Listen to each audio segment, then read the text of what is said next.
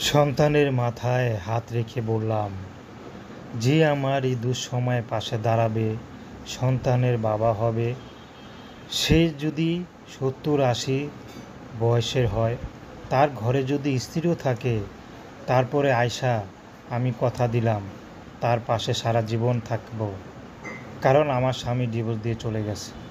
তো দর্শক, আজকে আমরা এক অসহায় মেয়ের গল্প তুলে ধরব, যার নাম হচ্ছে আয়শা। আয়শার পরিবারে মা আছে, ছোট একটি সন্তান আছে।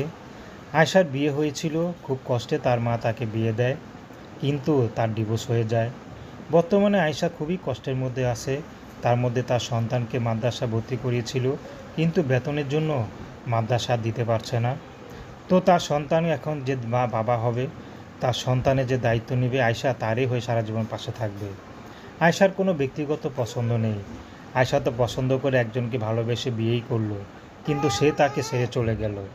তো আয়শা এখন চাচ্ছে যে তাকে ভালোবেসে আপন করবে, তার বয়স যদি 100 হয়, আয়শা তাকেই বিয়ে করবে।